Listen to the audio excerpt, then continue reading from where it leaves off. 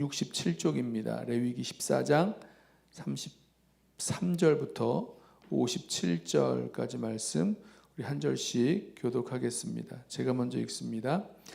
여호와께서 모세와 아론에게 말씀하여 이르시되 내가 내게 기업으로 주는 가나안 땅에 너희가 이를 때에 너희 기업의 땅에서 어떤 집에 나병 색점을 발생하게 하거든 그 집 주인은 제사장에게 가서 말하여 알리기를 무슨 색점이 집에 생겼다 할 것이요 제사장은 그 색점을 살펴보러 가기 전에 그 집안에 있는 모든 것이 부정을 면하게 하기 위하여 그 집을 비우도록 명령한 후에 들어가서 그 집을 볼지니 그 색점을 볼 때에 그 집 벽에 푸르거나 붉은 무늬의 색점이 있어 벽보다 우묵하면 제사장은 그 집 문으로 나와 그 집을 이레 동안 폐쇄하였다가 이레 만에 또 가서 살펴볼 것이요 그 색점이 벽에 퍼졌으면 그는 명령하여 색점 있는 돌을 빼내어 성 밖 부정한 곳에 버리게 하고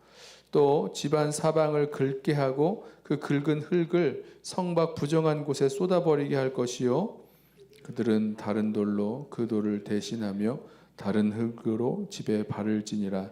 돌을 빼내며 집을 긁고 고쳐 바른 후에 색점이 집에 재발하면 제사장은 또 가서 살펴볼 것이요 그 색점이 만일 집에 퍼졌으면 악성 나병인즉 이는 부정하니 그는 그 집을 헐고 돌과 그 제목과 그 집의 모든 흙을 성 밖 부정한 곳으로 내어갈 것이며 그 집을 폐쇄한 날 동안에 들어가는 자는 저녁까지 부정할 것이요 그 집에서 자는 자는 그의 옷을 빨 것이요 그 집에서 먹는 자도 그의 옷을 빨 것이니라.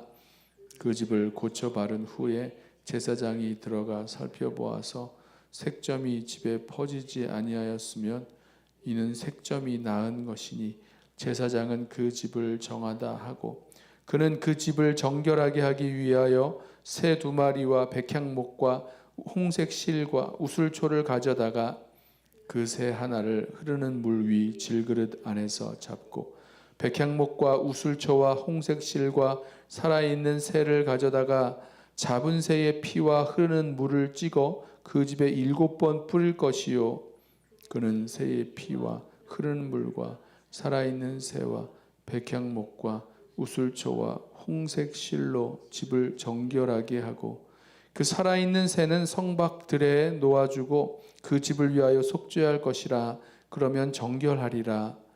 이는 각종 나병 환부에 대한 규례니 곧 옴과 의복과 가옥의 나병과 돋는 것과 뾰루지와 색점이 함께 있습니다. 어느 때는 부정하고 어느 때는 정함을 가르치는 것이니 나병의 규례가 이러하니라. 아멘. 레위기 13장, 14장에 걸쳐서 나병에 대한 규례가 계속 이어지고 오늘 마쳐지게 되는데요. 오늘 나오는 이 나병 규례는 아직 그 가나안 땅에 들어가기 전에 주신 광야에서 주신 규례인데 이 가나안 땅에 들어갔을 때 이제 지금은 장막에 살고 있죠. 텐트에 살고 있는데 텐트가 아니라 집을 짓고 뭐 벽돌을 가져다가 또 집을 올리고 흙을 발라서 만든 그 집에 색점이 생겼을 때에 어떻게 해야 될지에 대한 그 규례를 말씀을 해주십니다. 이 건물에 그러니까 집에 집 그 건물에 그 색점이 생기면 곰팡이겠죠. 악성 곰팡이가 생겨서 생기면 그걸 제사장에게 알리죠. 제사장에게 신고합니다. 그러면 제사장이 먼저 그 집안에 있는 것을 비우게 합니다. 보통은 이 나병이 생긴 자를 분리시켰는데 이 집은 뭐 하기가 어렵잖아요. 그냥 있는 거니까 오히려 그 안에 있는 것들을 다 비우게 합니다. 모든 것이 부정해지지 않기 위해서 집안에 있는 것을 다 밖으로 나오게 하고 비우게 하고 제사장이 검사해서 거기에 색점이 있으면 뭐 푸르거나 붉은 그런 색점, 곰팡이 같은 게 있으면 그 집을 7일간 폐쇄합니다. 그리고 나서 7일 후에 재검을 하죠. 재검을 했는데 그 색점이 퍼져 있으면 이전에 있었던 것보다 더 이렇게 번져 있으면, 퍼져 있으면 그 색점이 생긴 그 돌들을 다 빼냅니다. 그리고 그 벽을, 사방의 모든 벽을 다 긁어서 그 색점이 생긴 돌과 또 이 모든 그 벽의 그 표면을 긁은 그 흙을 성 밖에 있는 곳으로, 성 밖에 있는 부정한 곳에다가 가져다 버립니다. 그리고 거기를 이제 다른 돌들로 빠진 돌을 자리를 채워 넣고, 또 다른 새로운 그 흙을 가져다가 그 벽을 칠하게 하죠. 자, 그렇게 한 후에도 다시 재발했으면, 다시 또 색점이 생겼으면 할 수 없는 겁니다. 아주 악성 곰팡이, 악성 나병이 생긴 거기 때문에 어떻게 할 수 없는 거죠. 이미 다 뭐 손쓸 수 없을 만큼 곰팡이가 뿌리를 내리고 완전히 퍼져 있는 겁니다. 그러니까 그때에는 그 집을 헙니다. 그리고 돌과 그 속에 있는 뭐 목재, 나무들, 또 그 집을 만들었을 때 썼던 모든 흙들, 이것을 뭐 다른 곳에 이렇게 재활용할 수 없게 다 성밖 그 부정한 곳으로 가져다가 내버리게 합니다.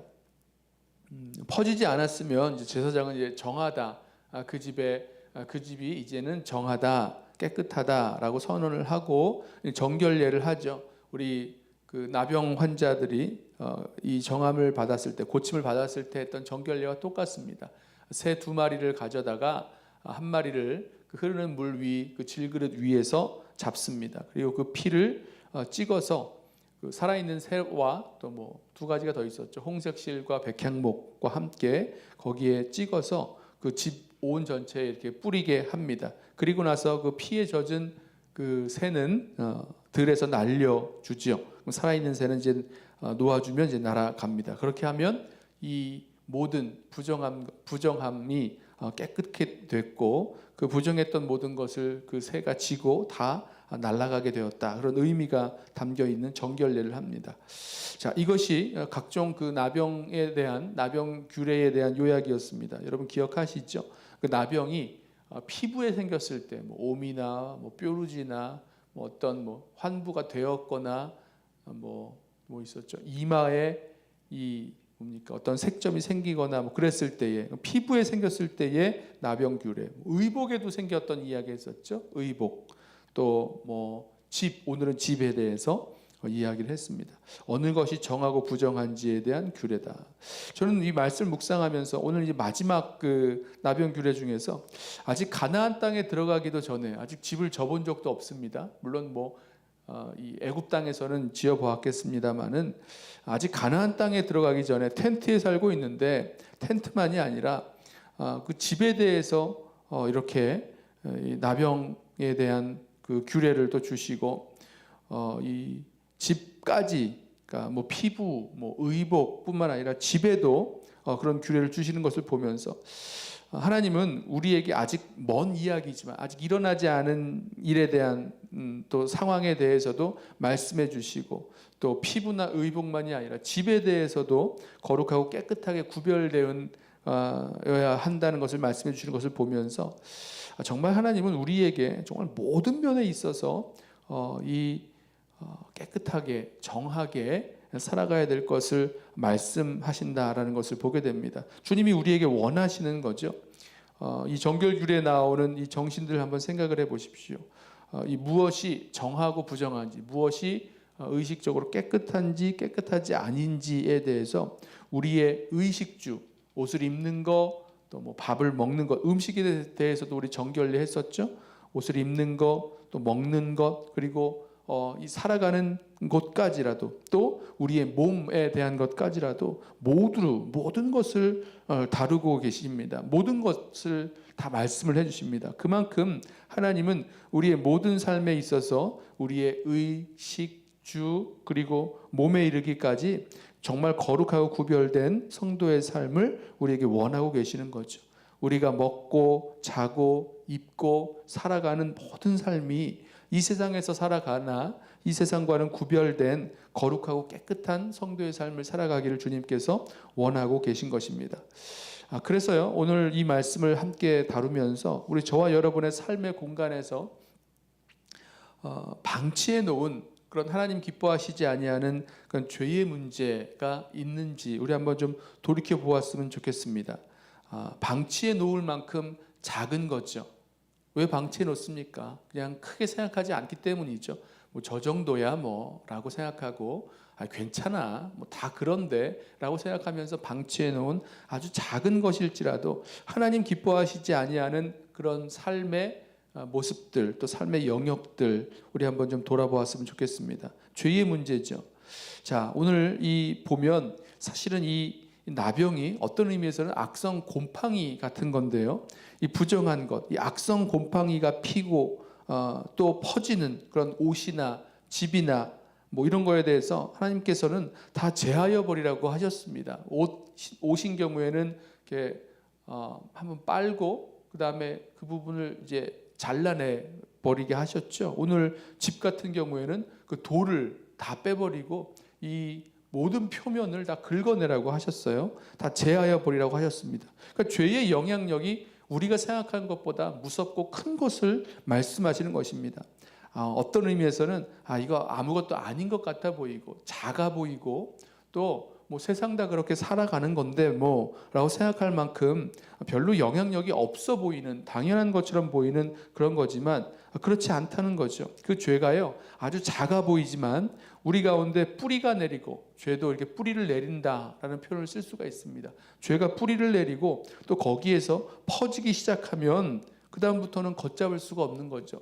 먼저는 우리 자신에게 그리고 우리와 함께하고 있는 사람들에게 또 공동체에게 가정과 공동체에게 퍼져나가면 그 죄가 우리를 삼켜버리고 그것이 우리 서로를 이렇게 분리하게 만드는 죄의 그런 방식이 그렇습니다. 서로를 나뉘게 하죠. 서로를 분리하게 만들어버립니다. 관계를 다 끊어버리죠. 뿐만 아니라 하나님과의 그런 관계 또한 멀어지게 만드는 또 끊어지게 만드는 그런 영향력이 있다는 것을 기억하길 원합니다.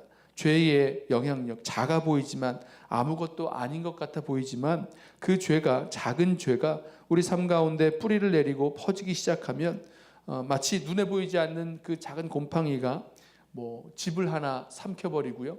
옷을 다 삼켜버리고 모든 관계를 다 망쳐버리는 것처럼 또 이 나병이 생겼을 때는 공동체에서 분리되어야만 했던 것처럼 전체를 삼키고 주위에도 퍼져나갈 수 있다는 것을 기억하면서 우리 삶의 모든 자리에서 그냥 작다고 방치해 놓은 별것 아니라고 방치해 놓은 그런 죄의 문제 우리 한번 다시 돌이켜보기를 원합니다. 그래서요 우리 삶 속에서 먹고 자고 입고 생각하고 살아가는 모든 것 우리의 몸까지도 다 거룩하게 구별된 그런 성도의 삶 우리 함께 살아나가기를 원합니다. 주님께서 그걸 우리에게 원하시고 또 그런 우리의 삶을 통해서 이 땅 가운데 하나님의 영광을 드러내고 또 하나님 맡겨주신 사명을 감당하길 원하신다는 것 우리 기억하면서 거룩한 성도의 삶 오늘도 함께 살아갈 수 있는 우리 모든 성도들 되시기를 주님의 이름으로 부탁하고 축원합니다.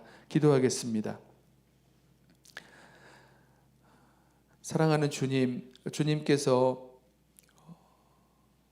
이스라엘 백성에게 광야에서 말씀하신 이 나병에 대한 규례들 얼마나 우리가 철저하게 또 작은 것에서부터 그리고 모든 삶의 영역에 있어서 거룩하고 깨끗한 그런 구별된 성도의 삶 살아가길 원하시는지를 이 말씀을 통해서 주님의 마음을 우리 삶 속에 적용해 봅니다. 주님, 우리를 붙들어 주셔서 우리 삶에 방치해 놓은 작은 죄라도 주님 가벼이 여기지 말고 그 죄가 우리 가운데 뿌리 내리지 못하도록 또 우리 가운데 뿌리 내리고 퍼져서 점점 그 영향력이 우리를 삼키지 못하도록 제거할 수 있도록 잘라낼 수 있도록 우리에게 결단과 또 죄에 대한 그 싸울 수 있는 마음들 주님 우리들 가운데 더하여 주옵소서. 그래서 우리 삶이